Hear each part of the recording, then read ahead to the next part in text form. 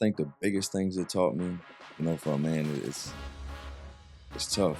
It's like we don't show love like that. But to your kids, they love you. You can love back. I think that's the biggest thing it taught me. That's my soft side. Would be my kids, and it teaches me to kind of, I could still be, I'm tough dad, but I can still be, that's still gonna be my soft side. All three of them. I get that. That's good though. But they're comfortable enough to call you on. Yeah. Oh yeah. But that's great. That's great. Sure. That's one thing I will say. All three of mine, dude. They gonna tell you how it is. They ain't sugarcoat it. They gonna tell you how it is. For us now, we learned a difference to where every Thursday night it's just me and her. We go out to eat or something, or we go do something every Thursday night. I gotta make it about me and her at that time. So I think it's the pain. You win some, you lose some, and it teaches you adversity at a young age. And you want to keep going to where I gotta compete. I gotta be the best one. I gotta win. That's the kind of thing I think that helps out, later in life. You might be a job, or it could be you doing your own thing. It teaches you how to be like, I'm gonna do everything I can. I'm gonna give it 110%. You gotta give effort. You can have a great attitude and give horrible effort.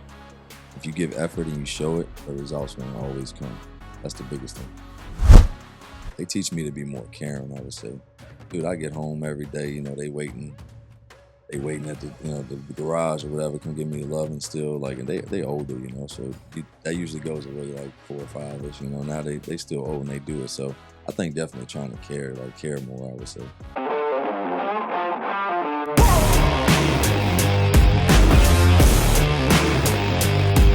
Welcome to the New Dad Order Podcast. This episode is sponsored by Burns Estate Planning and Wealth Advisors. If you're in need of financial advice and or retirement advice, with 15 locations from here in Hammond, Louisiana, all the way over to Florida, they're definitely the ones to go to. If you want to get in contact with them, check out the description down below. My name is Ray. We got Parfait over there. How's it going, everybody? Ray, how are you doing? Doing well, man. Doing well. I'm pretty excited. Me too. We got somebody in the studio We got today. a guest with us today. Another guest. To do the honors? My dude, G. He's a husband, father of 3, enjoys coaching football and other sports. He's a back-to-back youth football champion who is going into his 5th season. 5, huh? Welcome to the podcast, Gerald Munoz.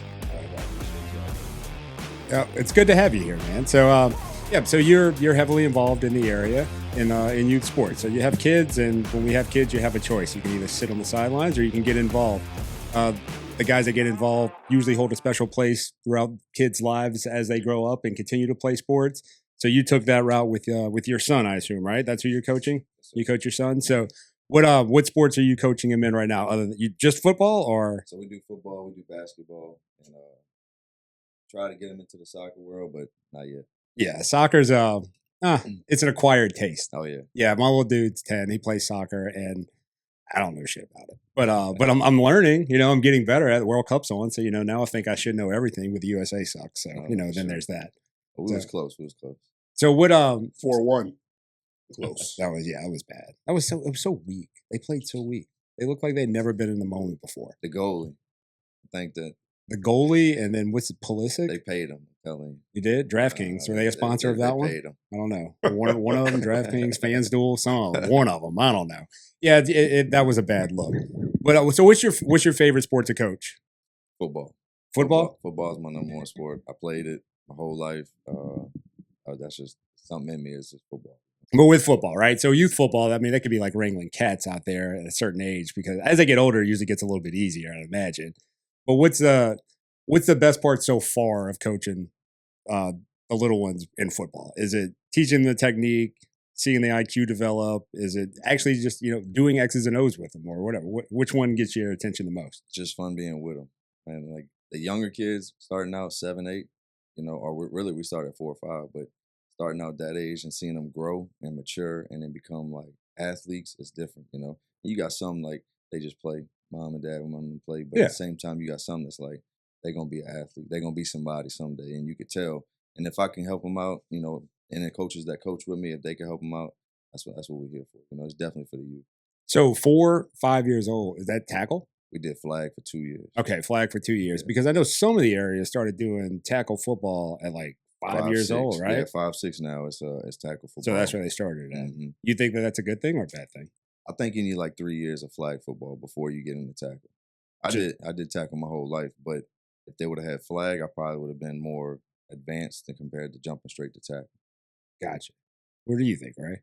I mean, flag didn't even exist whenever you played, right? You didn't have that option. Ray's a D1 athlete right here. No. Did they even have? Did they do 7-on-7 whenever you're in? No. No, so that wasn't even. No, a thing you had whenever were- 7-on-7, but it wasn't a competitive thing like it is today. It was almost just kind of like side work type stuff, or Oh, no, it's like we're going to do 7-on-7 in practice. in practice. Mhm. Oh, In all right. practice, and then, but it became a thing. Well, we had different parts of Texas where you didn't have enough people.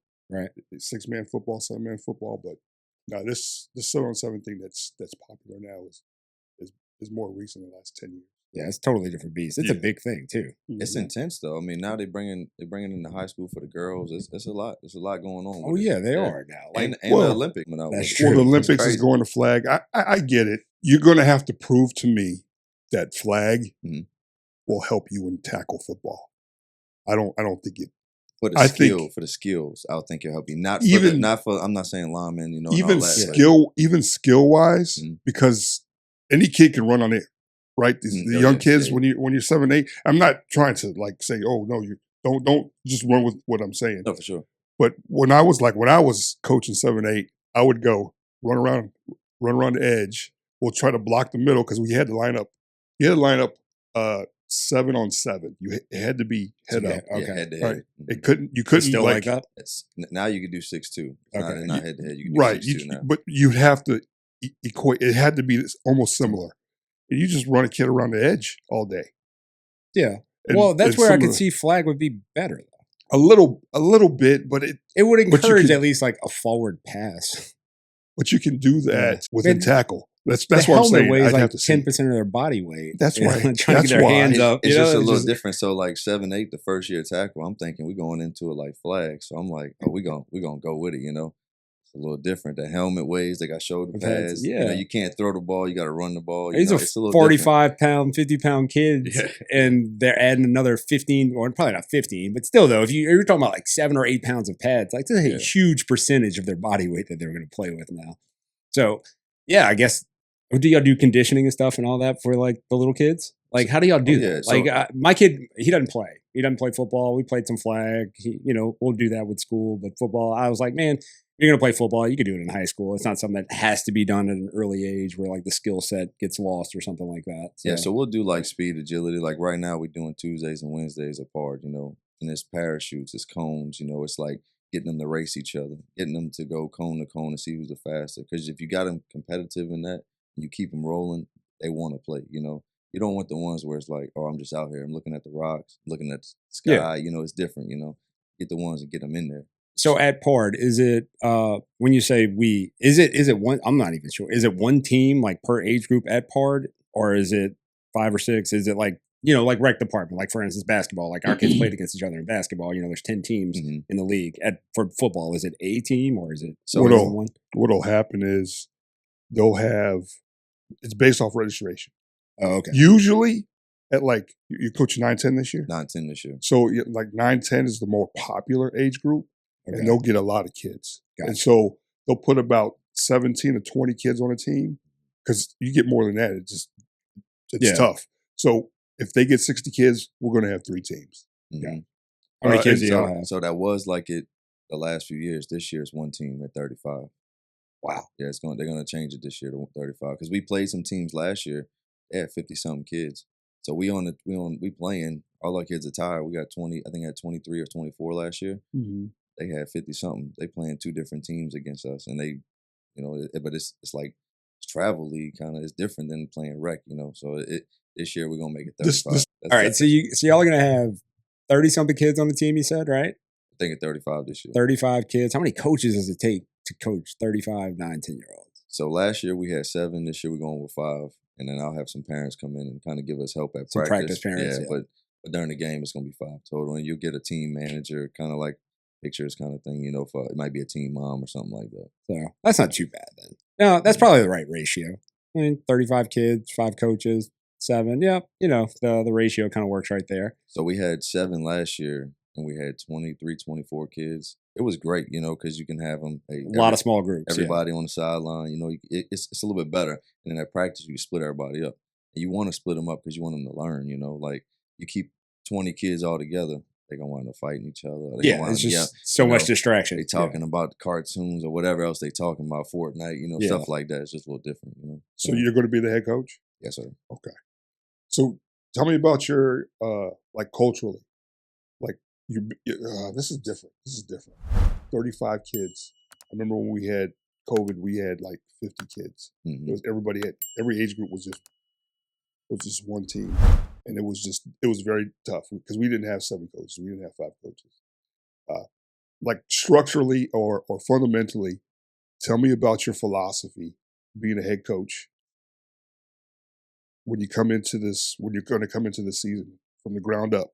Tell me about how you go about doing business. The main focus is have people that's with you, that's really with you. Don't have people that's there and we got diversity and we got all this other stuff. You got to have people there that's like, hey, man, I got your back no matter what, And then you got to have the kids to where you got everybody that's together. You don't want to have in the past years I had kids, they don't like each other. So you got them playing, you're trying to play them all together. It's a little different. So the main focus is to get them in to show like we family from day one. When we start working out, we're going to go eat out after practice or after a game. We family from day one.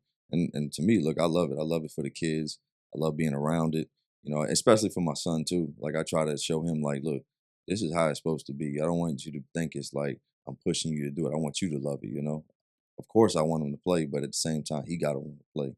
So I don't want it to be like, oh, dad just making me do this, And then I want all his friends to enjoy it too. Like I'm still the coach, but I'm the cool dad too. Like it's just, I want it to be where it's structural, it's sound. I'm very old school. So like for me, it's like my kids is like they in military when we out there. It's totally different. It's not like I had some kids from Springfield League come last year and they were like, dude, this is like we in prison, dude. And I'm like, nah, it's just, you got to get them ready because they got to be ready for anything. You never know. When you're losing, your mind's different. When you're going through pain, your mind's different. When you're down, your mind's different. But if you go through that all the day at practice, the game gonna be easy. Practice supposed to be hard for these kids. So that's my main goal is to like push them. And like I said, I'm old school with it. We out there. If it's practice starts at 6, we out there at 5:30. If it ends at 7, we out there to 8, 8:30.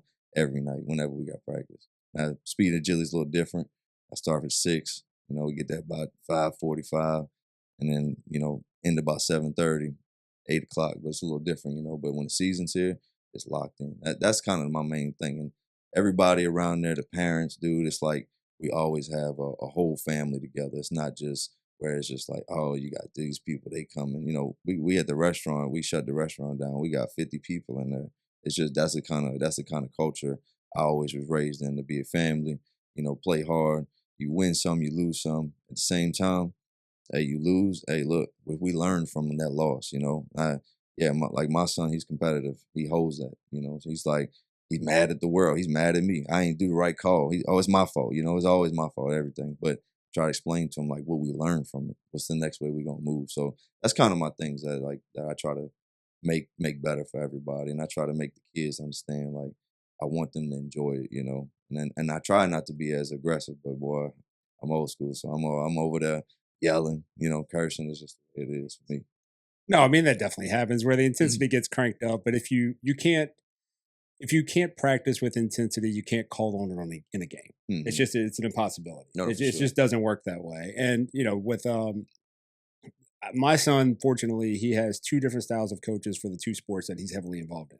Baseball's super intense. I'm one of the baseball coaches. Baseball's super intense. The head coach super intense. He's on the boys. Expects a lot. It's there. The soccer coaches, very even keel. And when they explode on them for not doing something, all ears are on them. Mm-hmm. But they both are held to a level of accountability from both coaches from different styles, and the boys still respond to it. They've had success on both ends. And one thing you were saying, like going to eat out, man, all I thought about was, dude, we eat so much Mexican food with baseball. Like, it's insane. Yeah. Like, that was almost, we had tryouts a couple of weeks ago, and we had to fill 2 spots on the team. And one of the little questions, one of the parents said, well, before any kid joins team, you need to make sure the parents are okay with eating Mexican at least 3 times a month, like minimum 3 times a month. So I can believe that. yeah, so no, team meals are always fun. To me, those are the memories that they're going to take away, like for sure. Just hanging out with their friends after the loss, you'll see them disconnect. The loss, it sucks. No kid's ever happy to lose, especially whenever they're putting in a lot of work and they start to realize the work they're putting in. They're never going to be happy to lose. But whenever you go grab that team meal, they release and you realize, you know what, they're 10 years old and they can act like 10-year-olds and they can get over it. And then the next day of practice, you remind them that they lost, and then, all right, they can get back to it. So, yeah, finding that motivation and balance is definitely key whenever you're dealing with the little ones like that, for sure. No, I definitely like that. I like the thought process. I like the mentality. I like the culture that you said now. So when you do talk to the kids, do you talk to the kids and the family, or just the kids by themselves? No, the family comes over there too. Now, at practice, I talk to just the kids, but during the game, they all just walking up. What are your thoughts about that? Yeah, I'm curious. I would rather talk to just the kids in that moment, because sometimes it's heat, especially if you done lost. You like, dude, now we got to take accountability in here. So like me, in my mind, I'm like, dude, hey, you gave up that play, we lost. Hey, you didn't catch that ball, we lost. I try to explain it to them like that now. And in the front of the parents is a little different. So when the parents come around, I'm like, I'm still me, so I do it, and I'll just face the consequences later. But I don't know, man. I think you ought to. Only because, like I said, I'm around it. My kid we play really baseball on a really highly competitive level. Yeah. And it's sacred ground post game. And it's not, new parents had tended to kind of venture towards that team huddle post game and quickly realize that no one does. And, like I said, it was never said, it was never done, but it was just kind of like coach pulled the kids over. That's sacred ground. That's coach time. Whatever, whether it be words of motivation or an ass chew, regardless of what it is, I think you'd be better off if you could do that. Pull those kids to the side, get their attention right there. Mom and dad can wait. They'll go home. They can have their conversations. No, for sure. On the ride home. I don't know. I just, and especially like at this age too, where, like 10, I think that this is like a pivotal age for. And it got me thinking, I'm like, for one, my kid's, he's the worst trash talker in the world. Like, he's terrible. Like, I'm trying to teach him. I'm like, dude, your dad is way too much of a smart ass for you to be this non-clever in situations. So I got to talk crap to him whenever we're playing a video game or something. You got to learn how to do this, man. And then, but he's like, I was like, look, worst case scenario, we win a lot, just scoreboard. He was like, what? I was like, just scoreboard again. If they're going to talk, just scoreboard. Yeah, point to scoreboard. And then just walk. He's like, all right, but they starting to talk a lot of trash. And on the soccer field, it gets in his head. I'm like, dude, you can't let people get in your head. But some of these kids, like, this is the age. Football is a contact sport. There's a lot of intimacy in football. You're playing, it's a lot of banging, and you're next to the people, and there's a lot of kids that can chirp, and the ones that can chirp can get in the heads. Soccer, World Cup season. You see, take the flop on the side. When they slow the play down, it's a physical game. There's a lot of pulling on the jerseys. There's a lot of elbowing. There's a lot of getting little cheap shots. It started happening at 9 and 10 years old whenever they're playing soccer. Like, that's what it is. And I told him, if the guy's got you by a step, then you got to body him up and grab the back of his jersey. And he's like, for real? I'm like, yeah. I'm like, the referee's like, you get a warning, As long as you're close to the ball. Yeah, just don't make it up. Don't reach out. Just get close to him and grab him. And so I think that, the BTA, I think it's a fine line of like the kids being able to distinguish of the right time to do it and the wrong time to do it. Introducing it to it, I don't think it's a bad thing. Especially since you're not actually whipping the towel on them. No, I like that then. Yeah. No, it's not. You're celebrating with them like, I love it. Even like I said, in middle school, it was not like like that. Has it happened where you get beat and there's taunting it's not the right word, but some type of similar action from the other team? Yes. Yes. How do the kids respond to that? And then how do you respond to the kids' reaction of that? I mean, they're upset. I'm upset too. Like, especially the game we done lost. That I know that we done got either dealt something wrong or it was a bad call or something that eats me up. But at the same time, I try to understand. Look, we got to get better. We could have still won no matter what. It can't be one call. It can't be a couple of calls. It can't be the referees. It can't be the other parents. We should have won regardless. That's the biggest. Well, thing. But like from the emotional standpoint of them seeing the other team celebrate, right? So flip it, right? You're coaching, Munoz City, and you played against Pard, and then they just put it on y'all.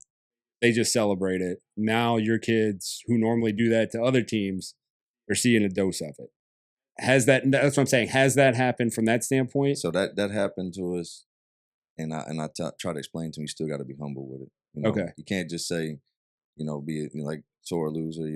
Get all mad, start fighting with each other. Like that's okay. That's what I was getting at right there. So like, to do that with them. So so the kids start, because this is the age where they start to get a little internal battle, a little finger pointing. No, for sure. It starts to happen, Yeah, and trying to rein that in. But at the high school level, that's got to be a whole different story of the finger pointing, huh? It's going to be interesting.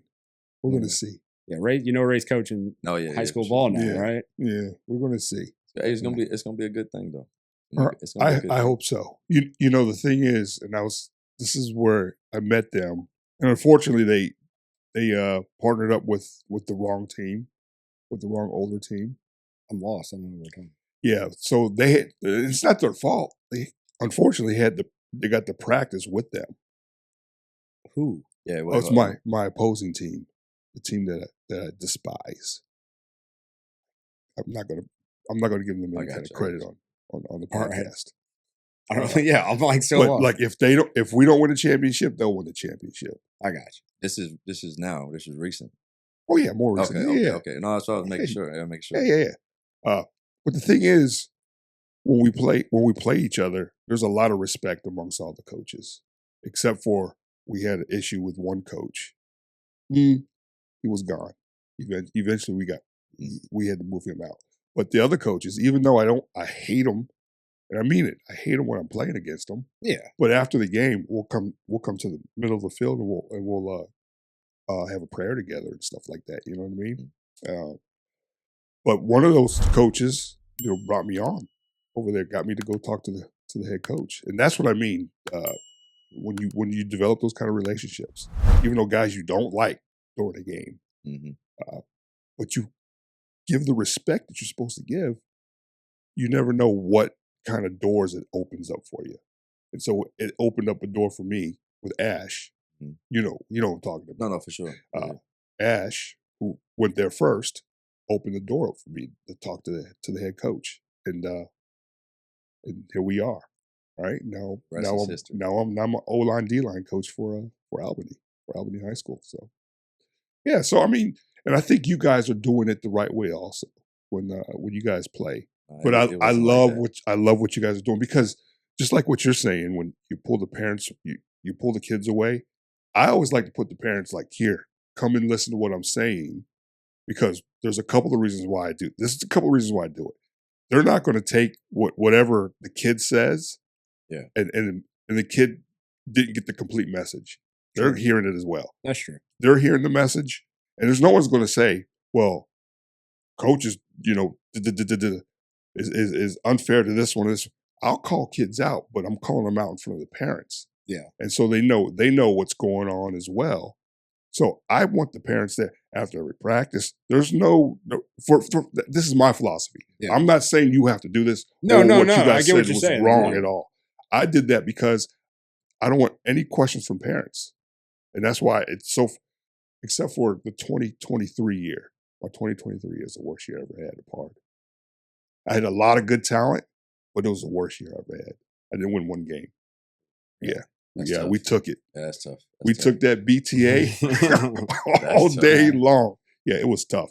Yeah, I guess it is different. So, like for our baseball team, these kids have been playing baseball together since 8. That's just different, though. Yeah, that's what I'm saying. Since 8 years old, it's over 100 And then what games. you guys do, too, is different because the hours you put in, it's different.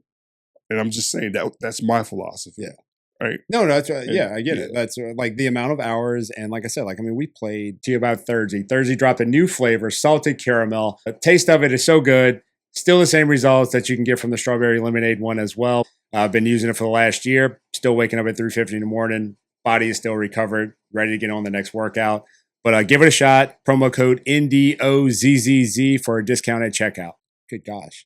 Between 9 and 10 alone, over 100 baseball games together. Mm-hmm. And there's a level of trust because obviously we've been around each other for that amount of time where there's no doubt in a recreational setting, even though the kids that you've been coaching since they were 5 years old, they're still new faces. They're still kids that weren't there from the start. Oh yeah. There's a lot more, parents trying to figure out coach's personality. Kids' personalities start to change because they were best friends when they were 6 because they lived next door to each other, and now they're not. And so you got to filter a lot of that stuff as they start to get older. And I mean, obviously, you've been around them. You're heavily involved that part, so I'm sure you've seen some of those kids that may play basketball and football, or some kids may play baseball and football, So you've had them in one, not in all three, or or something like that. So that's usually to the advantage of the coach being able to pick up on the. Yeah, the other reason why I like to do that, bring in the parents, because when they go to middle school and high school, they're not allowed to be. Yeah, that's it. This is their last run. So enjoy this. Yeah, enjoy this berating. Enjoy the celebratory speech or the berating. Enjoy this, because you're not going to be able to be around when they get to the next level. So that's what I did. I mean, that's why I did that a little bit too. But you guys are doing a great job, man. I mean, dog it. Basketball. You're not a baseball guy, are you? Not a baseball. Pat though. Pat's the baseball guy. Yeah. Pat and Reese, they do the baseball. Yeah. Yeah, I see you football, basketball. I think your girl, does she play volleyball? She's in basketball, cheer, and they do gymnastics. And hopefully this year she's in track. Yeah? Yeah. Okay. 12 years old. 12 years old. And you got 2 twins. 2 twins, boy and girl. Yeah, Gerald and Gabriel. And how old are they? 9. They're 9. A 12-year-old and then twins. Oh, yeah. I mean, I guess it's probably better to have it that way than the other way, because you may have been scared to have a. Oh, man. Oh, man. How was it finding out? I have friends that are parents of twins. I know their opinions. How did you receive that news? I tell you like this. So, is it your fault or your wife's fault? Wife. The twins. Wife. I'm always gonna say it's my wife's fault. But your wife is an identical twin. Well, she's a twin, but actually it skips a generation. To skip. So it's supposed to skip. So it really probably came from me. Oh, really? Yeah. You got twins in the family? Past generations, not now. So so it's crazy at the same time. But I would tell you, like, just to I'm gonna rewind it a little bit. We was in high school senior year when we had my first little girl. Okay. And dude, like, I played ball. She was a cheerleader. She's going for the head cheerleader. I'm going quarterback. So like it was like, that story. Like, oh, they going. That's the kind of thing it was. And then boom. We 17, 18 years old. We got a baby on the way. Yeah, life changed. Life changed. I got to be a man now. It's totally different. And then once we had her, we get out of school, all that. Now we got, we get twins right after. So like, oh gosh, if it's up to me, I want 6 kids. I'm like, I want. Well, why more. not? She said, hell no. So you say 6. My wife is one of 6. Her mom said once you're outnumbered and you figure out how to handle it, you can if you can have 3, you can have 6. What's crazy was crazy. Her mom had 3 sets of twins at 21. We had 3 kids at 21. So it's different, but it's wow. It's crazy. Yeah, it's crazy. Good gosh, I don't know how I could handle twins. We were nervous because Carolyn's cousins, my wife's cousins, somewhat one of that group was going to have them, and her cousin, whenever she was like 17 years old, she was like, "I'm going to have the twins." You know what? She ended up having the twins. Really? Yeah. So just imagine. Whatever the other one did, the other one did it 5 minutes later. That's the kind of thing it was. So, like, you wake up in the middle of the night at 1, the other one's waking up maybe 1:15, 1:30. One used the bathroom, other one used the bathroom. Oh, gosh. And then they both were hungry. So she didn't breastfeed them. So we had to literally, she got one, or she had both, or I had one and she had one. It was tough, man. It was tough. And we had a house at the time. So, like, I still got to work. I ain't have no, they don't give the man nothing when that time. So I had to work. I had to go get it. So you got a 3-year-old and then twins. 3-year-old and twins. So a toddler and then twins. Oh, yeah. You could have got FMLA. I probably could have, but I know you. I had to go get it. I had to go get it. No. All right. So you said you grew up in Laplace, right? Yeah. So I'm actually from St. Rose. Okay. We moved to Laplace I was probably like 6, 7 years old. Where did you go to high school at there? East St. You John. went to East St. John? Yeah. And how'd you end up in Ponchatoula? Dude.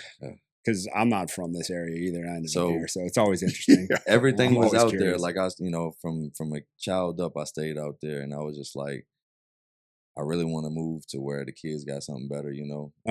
Back then it wasn't as good as it is. They got some stuff coming up, but it wasn't as good. So we moved this way. We actually was driving this way to Mandeville, Oh, wow. We passed the subdivision we in now, and dude, like, not even a split second, we called somebody like, I want to see how much it is to get in here, and dude, like that, it went like that much? like night and day. It was like night, because everything I was looking at on the South Shore, dude, it was what you gonna pay for down there. You could have something brand new over here. It's two different, Yeah. and the Oh, yeah. quality of living is just different. It's peaceful. Look, It's country. Laplace I wasn't agree. too bad. It's just the water over there. It Was it? There's a Well, lot. I mean, the water in Cantor Alley as Yeah, well. It was so, it was everything. yeah. Man. No, I Like, worked in Laplace for 13 years. So, yeah. It's a great place. Like I said, I grew up there. It made me who I am, but it just wasn't what it is now when I was there. So especially when I had kids, I wanted them to understand like they got different things and just Laplace or St. John Parish. I Yeah. wanted to come out, see different things. Really, if it was up to me, I'd be out of state, but can't get the wife to move. Wow. So we were in Kenner before we came up here.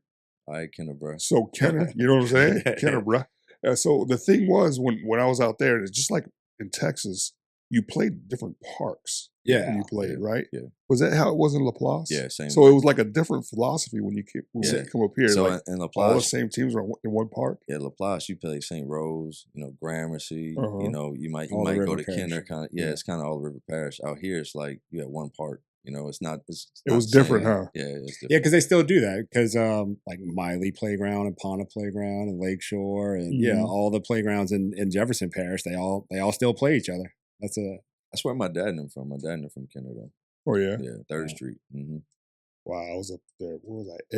Edge something? I don't know. I was in the ghetto, man. Didn't know it. Didn't know it. Didn't know it. That's the best way to do it when you don't know it. You never know it, though. You So- never know it. And until you get out, you never know it. Yeah, until somebody tells you and you realize it, like you said, till you move out of the ghetto, you didn't know you were in the ghetto. Do you The remember? neighborhood I grew up in Houma, Village East? I'm like, yeah, I'm in Village East. People are like, you live in Village East? I'm like, yeah. And then we moved out. I'm like, oh, that's why you said it like that. Like, yeah, Ray and I have been knowing each other for 20 years, but we used to play poker. Then we met playing poker.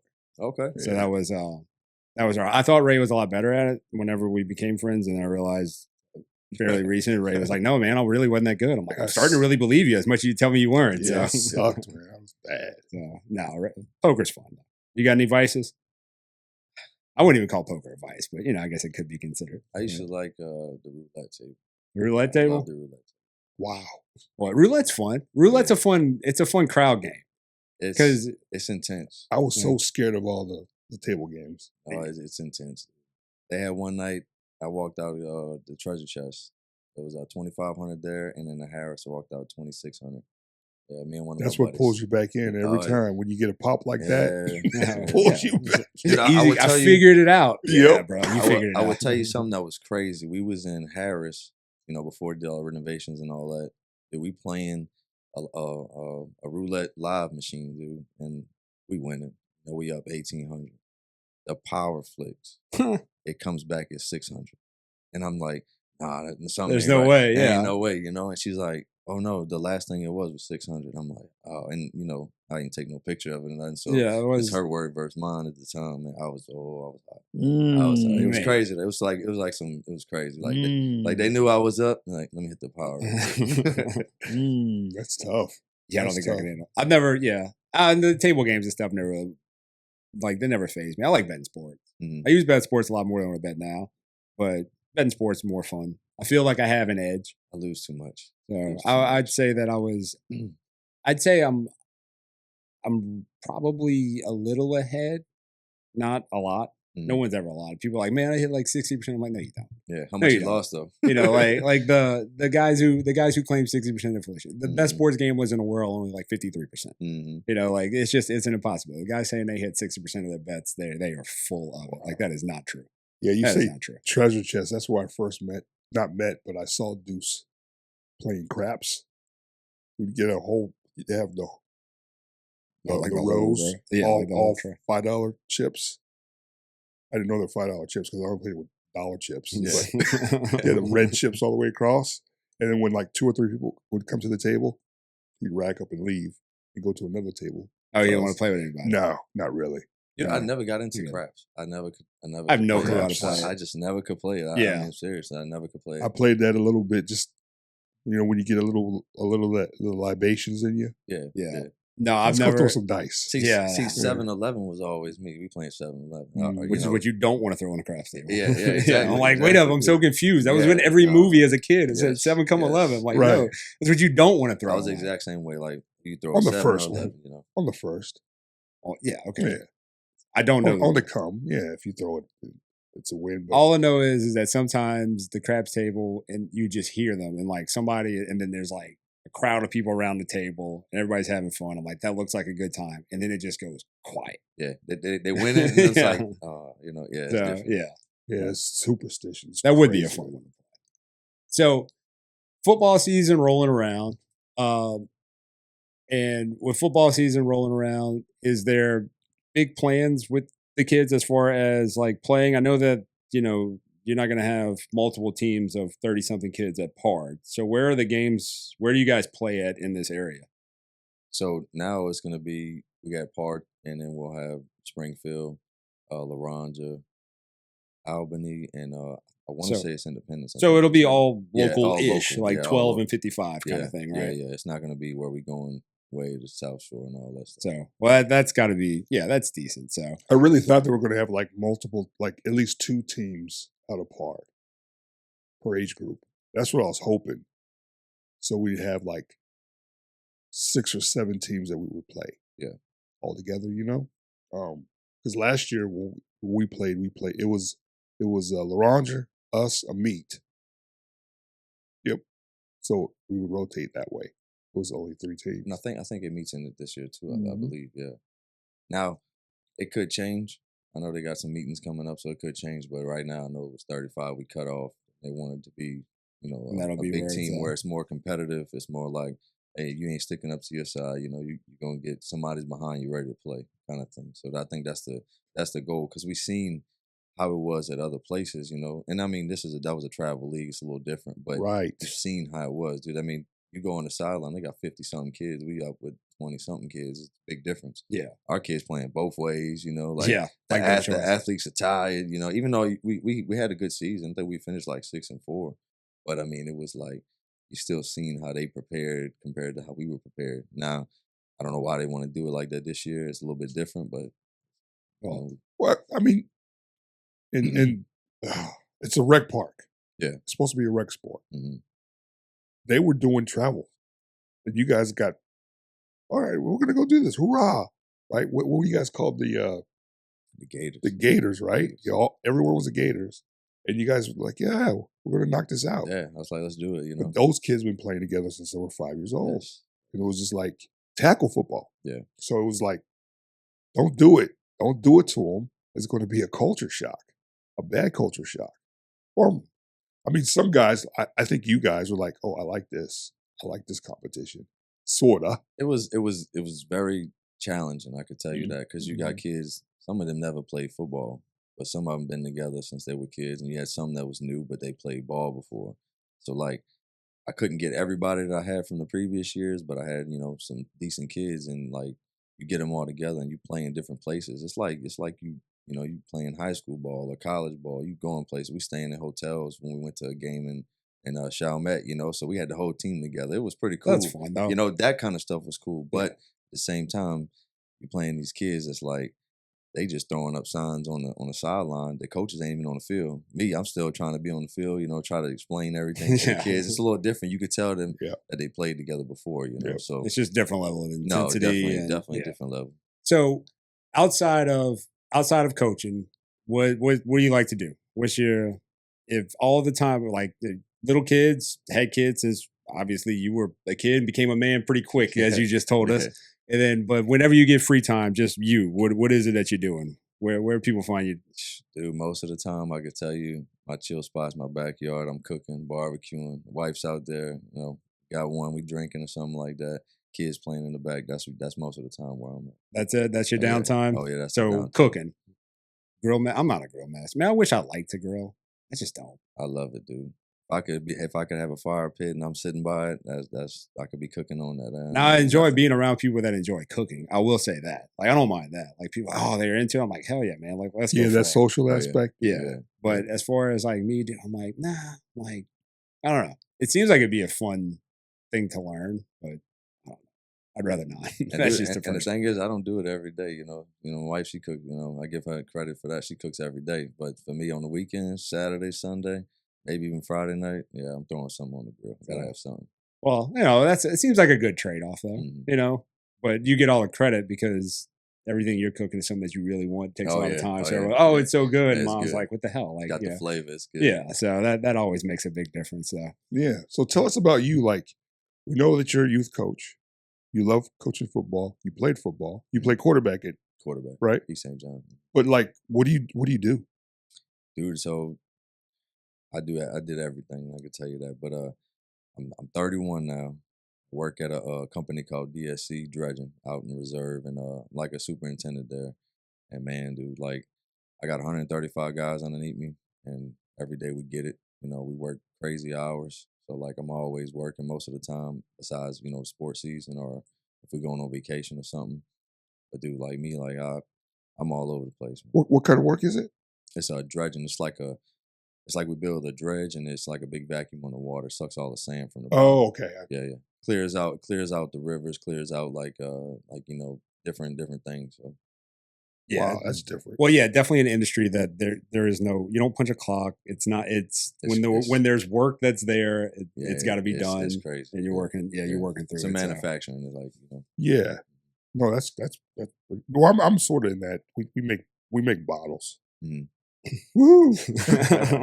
No, these things, dude. Like I said, right now we got 5 projects we're working on. It's all going to Canada, and I mean, like in the top of Canada where there ain't no human. It's like oil and sand kind of thing. So it's some crazy stuff. When I first got there, I've been there for almost 10 years, and like I never knew nothing about this. I didn't even know this existed. Like it's some crazy stuff to me, but man, getting into it and you see it and you can see the money you can make, and it gives me a life that I ain't got to worry. My kids ain't got to worry about certain things, So it gives me that life, so I stick with it. And like I said, they always showed me love, so I stayed there.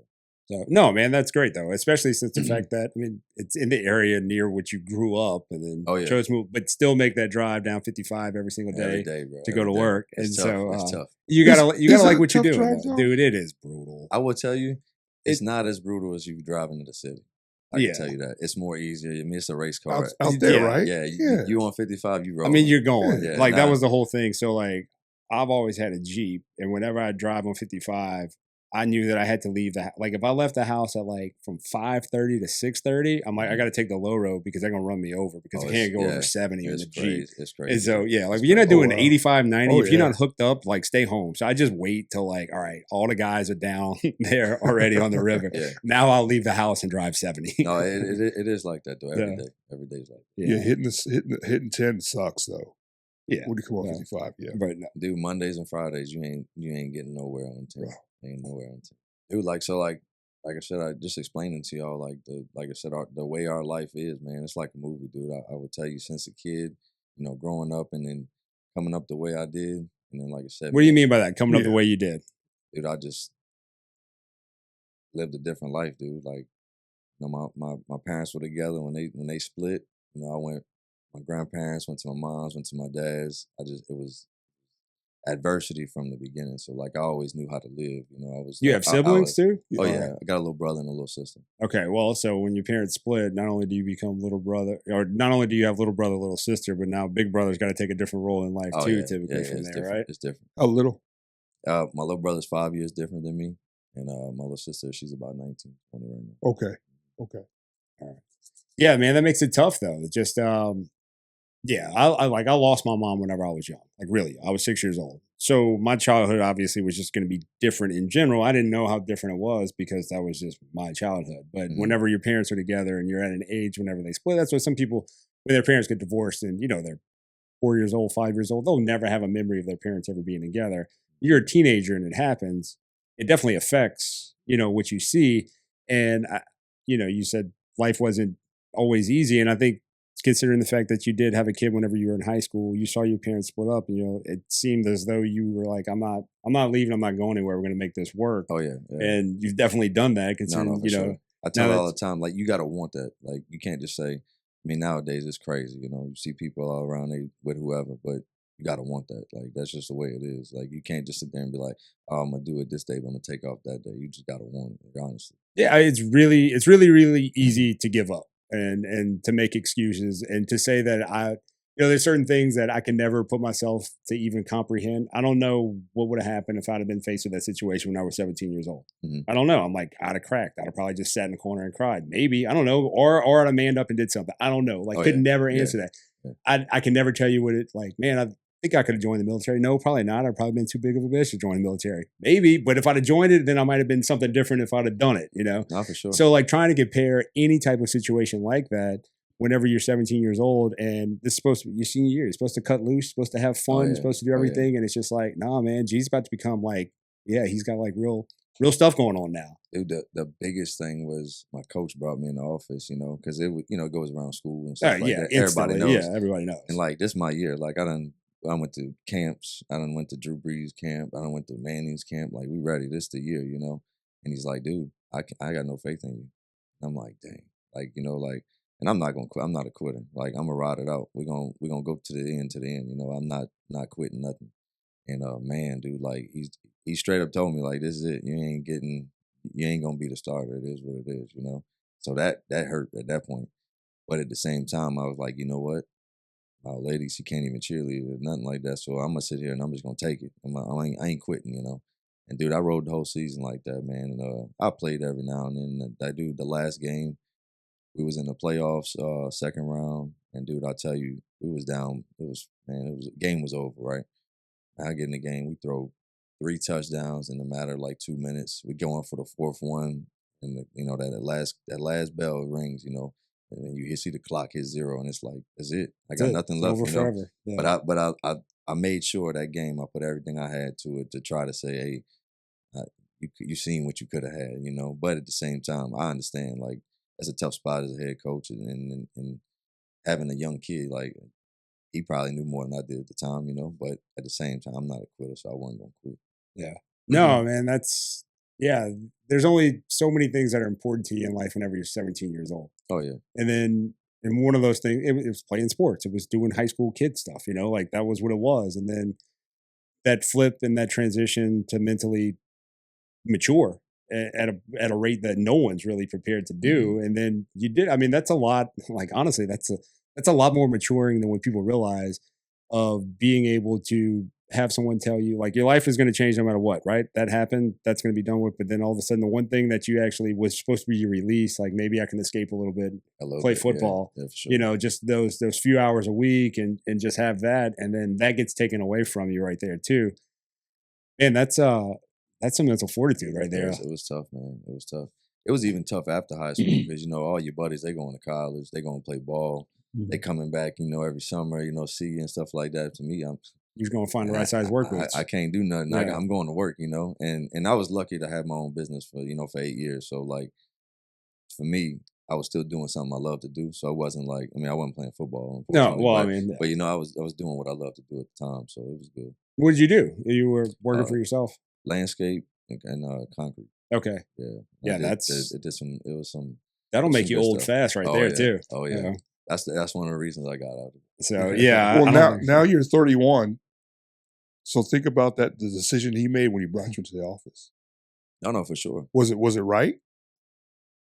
I mean, think about it now from your perspective. Yeah, of everything that possibly. I look at it like this. I know at that point, like, you gotta focus on yourself and your family at this point. That's how I probably would have looked at it at that time. But I don't know, man. It's still. It's hard. Like, what do you tell a 17-year-old kid at that time? Yeah, I guess kind of what Ray's getting at too, though, is if he doesn't bench you, you don't get that adversity. Dude, does it create a sense of entitlement? Like, yeah, I had a kid.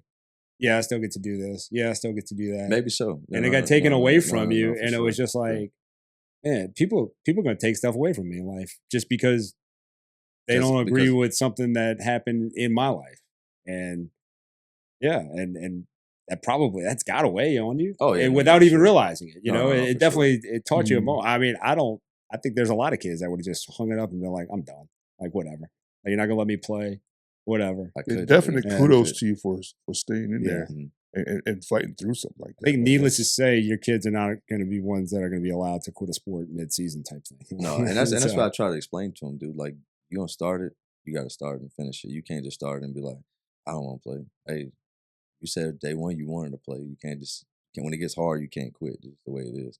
And I live by that, man. Like every day for a man is hard, dude. We got to get it day in and day out. Even when we don't feel like it. Even when you don't feel like it. No, for real. It's like that workout. You about to work out. I don't want to, but you want to get it in at the same time. Mm-hmm. But dude, every day. I mean, I get up. I make sure I gotta go get it. There ain't no way. I want my kids to live a certain way. I want myself to live a certain way, and I want to get them something that I could leave behind and say, hey, look, at least my dad, he did it. Like that's it. I'm not saying rich fame all that. No, that stuff, doesn't matter. No, at least they can see it. And they're like, dude, my dad did it. I know I could do it, kind of thing. There's a groundwork for work ethic that you were hoping to have paved the way for them to see, and that's the example that you're setting for them. I think that's ultimately the biggest legacy that any father can leave behind. I mean, it's not a trust fund. I mean, that's great, but that doesn't, unless they can respect the work that it took to get that trust fund for them, then what difference does it make? No, for sure. But dad showing up, working long hours, still finding a way to make it there to either be at practice or coach or whatever it may be, like that takes a level. You will respect that later on in life. Oh yeah. And it just creates some, them seeing the process of it. Mm-hmm. I even try to explain it to them too, like money wise. If they do, like to coach you, I lose money. I try to explain them that, because I want them to understand it. Like I'm not just out here because I want to be out here. I'm out here because I enjoy it for the love of the game, and then I want to teach him some things, and then teach all the kids that's with me. I want to teach them the same thing. But I try to explain that to them, like, hey man, my little girl, because I help her in basketball as well, and I tell them like, to be here, I'm just not like this is we losing something. It might be once to eat out a month or something. It's something. Yeah, something like that. We sacrificing something. You know what I mean? So. No, that is a very valid point. We're like, if didn't play the sports, we probably could in fact, we went on vacation this past summer to Tennessee. What was our vacation? Because we played baseball in Tennessee. Yeah, no, for sure. And so we were in Tennessee for 10 days. Now we had a hell of a vacation, and we'd have done that same vacation without, but the main reason why we went there was because this is where we were going to play baseball. So we were in Tennessee for 10 days. No, for sure. Mixed in 7 baseball games and won some, but at the same time, that was the financial commitment I hope my son realizes one day, but I also hope he has zero guilt about it because it's a choice that we made to do for him. Yeah, and I think that's exactly what you're together. saying. Together for sure. Yes, understand we're making sacrifices for you. Understand we want to make these sacrifices for you. So take advantage of opportunities, enjoy them, have fun with them, and get a level of appreciation. Many dads unintentionally become great fathers, but poor husbands. How do you protect your marriage while raising kids? That's a tough one. Only because, like for us now, it was tough in the beginning. I mean, you got 3 at one time. I'm working, she's staying home. Having 3 kids and you home all day, and you trying to keep up with the house and all. It's intense. So for us now, we learned a difference to where every Thursday night it's just me and her. We go out to eat or something, or we go do something every Thursday night, and we still parent throughout the week. We still got a lot going on, but I gotta make it about me and her at that time. That's one of the good things I can tell you. That's very good. No, that's very good, man. All right, G. We're at the end of our interview here. We're gonna do some rapid little questions right here. So just fun questions, nothing serious. Just first answer off the dome. If you could be a superhero, who would it be? Batman. Weirdest thing you've ever eaten? Probably goat. Yep, I'd say that to be up there. Goat's the weirdest one. Whoa. Emoji you use the most? Oh, the crying faces all the time. If you could have a new first name, what would it be? I would say money. It was money would be the name. All right. Favorite place you've ever visited? Colorado was my favorite place. Colorado's beautiful. It was nice. The place you would most want to visit? Me and my wife talk about this all the time. Turks. We want to go to Turks. It doesn't sound like a bad spot at all. Not at all. If you can win an Olympic gold medal, what sport would it be in? Probably basketball. Cat or a dog? A dog all day long. Favorite quote? Is be better than yesterday. There's nothing wrong with that one. And the most important question, pineapple on pizza, yes or no? Yeah. Ain't nothing wrong with it. Oh my God, what is wrong with these people? All right, well, another one of these people that'll put pineapple on pizza. But nonetheless, though, we do appreciate Gerald for joining us today. And it was a conversation of, Ray and I are dads, and we try to have dads in here to visit with us and talk to, and different walks of life. There's an age gap, and so you still learn stuff from people regardless of the age gap that there is. Gerald's heavily involved in the community as well, which is a big draw for us to have him in here, coaching youth sports, trying to get the mindset of what goes through his head as he coaches, because everyone has different coaching philosophies as we go along. And our conversation dictated, for me, it was one of resilience. You heard of a kid who was forced to grow up at a young age, and a man who didn't shy away from the situation as well. Faced adversity, but yet was still resilient on the back end of it as well. Tries to keep those same principles along with his children and his wife. And that was the foundation that he's built his marriage and his fatherhood on as well. And those are great things to role model yourself after, and things that we should all try to do in our lives. And it's great to see people in our community prioritize those types of things. But nonetheless, it was great having him here. We do appreciate you coming on to the podcast today. Ray, you have a little something for Gerald here before we head out? Yeah. Thanks for coming on, man. Look, all right. Our logo is it's over there too. Mm-hmm. Is the kettlebell? Don't use it much. Kettlebell is represents the fact that we work out, him more so than me, as you can see in the room, right? And the 3 nails is our faith. So it's what our podcast is based off of: the faith, youth, dads. Mm-hmm. So I wanted to give you this patch, a couple of stickers, and appreciate it. Actually the kettlebell. Oh, right hell yeah. Yeah, kettlebell. You say ball. I'm going to use this in the gym right here. There you go, man. There you go. Yeah, so, paperweight or whatnot. But, keep that on the seat next to you when you drive through LaPlace. We are still low budget, but thanks for coming on, man. We really appreciate you. Oh, man, look, I appreciate being here. And giving us your story and letting us hit you with different kind of questions. I know it came.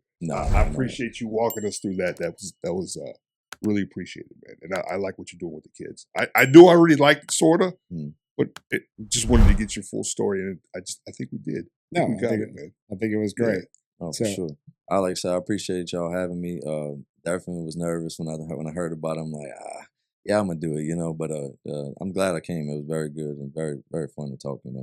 It's like therapy out here. You get to talk, and you're sitting here, you drink, and you get to sit back and relax a little bit, And that was the goal, and that's why we did it, and that's why we'll continue to do it as well. Just conversations like this with people that you never thought you'd have these conversations with, sitting in a gym of some guy that you met for the first time, walking through his house.